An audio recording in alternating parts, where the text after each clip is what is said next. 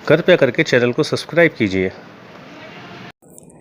Episode 16 flashback अतीत।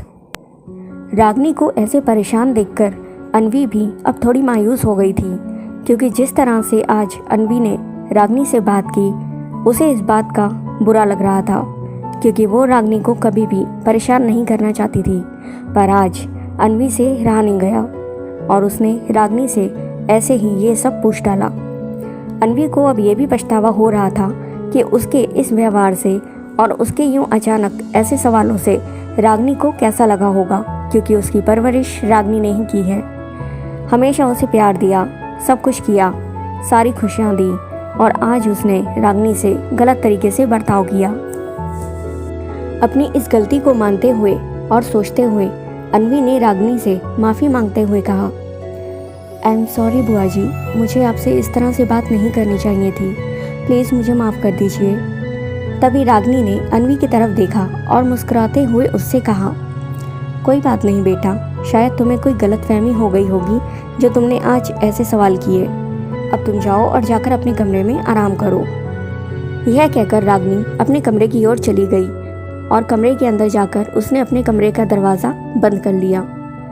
अनवी अभी भी वहीं खड़ी होकर रागनी को जाते देख रही थी। उसने मन ही मन खुद से कहा, हो ना हो ज़रूर कोई बात है जो वो मुझे बताना नहीं चाहती, वरना मेरी बातों को सुनकर बुआ जी कभी इतना परेशान नहीं होती। और फिर रागनी के जाते ही अनवी भी अपने कमरे में चली गई। रागनी अपने कमरे में अपने बेड पर बैठी हुई थी। वो किसी गहरी सोच में डूबी हुई थी। दरअसल वो अनवी की बातों को ही सोच रही थी कि आज अचानक अनवी को ये क्या हो गया और वो इस तरह से मुझसे ये कैसे सवाल पूछने लगी। तभी रागनी के दिमाग में एक बात आती है, जिसे सोचकर रागनी सहर जाती है और कहती है, अगर मैं जो बात सोच रही हूँ अगर वैसा हुआ तो।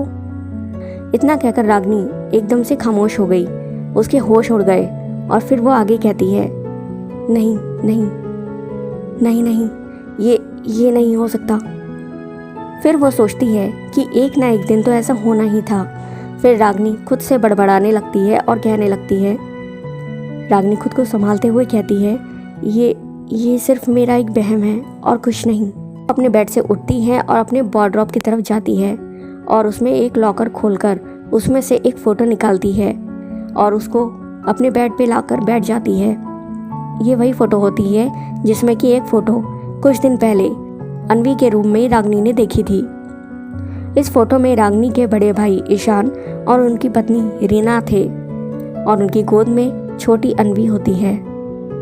इस फ़ोटो को देखकर रागनी थोड़ा इमोशनल हो जाती है और कहती है, भैया प्लीज़ मुझे माफ़ कर दीजिए।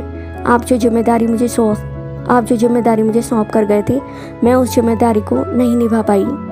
ये कहते ही रागनी की आंखों में आंसू छलक पड़ते हैं और फिर वो आगे कहती है, भैया आज अनवी ने मुझसे कुछ सवाल किए और मैं उसके किसी भी सवाल का जवाब नहीं दे पाई और ना ही कभी दे पाऊंगी, क्योंकि आप भी जानते हैं इसकी वजह क्या है।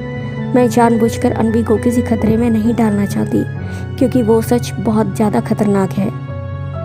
इसके बाद फिर वो आगे कहती है, प्लीज़ भैया मुझे बताइए मैं क्या करूं, मुझे कुछ भी समझ में नहीं आ रहा, प्लीज़ मेरी मदद कीजिए।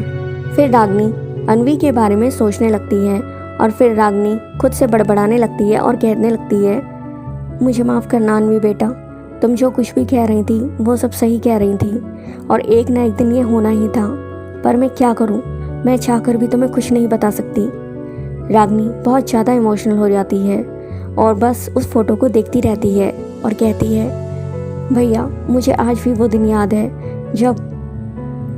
इतना कहते कहते रागनी रुक जाती है और अतीत की यादों में खो जाती है। रागनी को वो दिन याद आता है जब एक दिन बहुत तेज बारिश हो रही थी और भयंकर तूफान आ रहा था। हर तरफ पानी ही पानी था।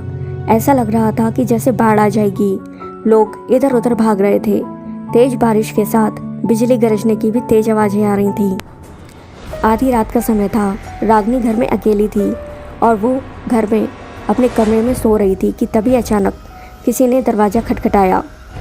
तभी अचानक रागनी की नींद एक झटके से टूटी और फिर वो घड़ी की तरफ देखने लगी घड़ी में रात के 2 बज रहे थे। तभी रागिनी को फिर से किसी के दरवाज़ा खटखटाने की आवाज़ सुनाई दी। रागिनी एकदम से नींद से बाहर आई और थोड़ी टेंशन में आ गई और सोचने लगी, आधी रात का समय है, इस टाइम कौन आया होगा, ये कौन हो सकता है। रागिनी ये सब सोच रही थी कि एक बार फिर से दरवाज़ा खटखटाने की आवाज़ आई। रागिनी अभी ये सब सोच रही थी कि एक बार फिर से दरवाज़ा खटखटाने की आवाज़ रागिनी को सुनाई दी।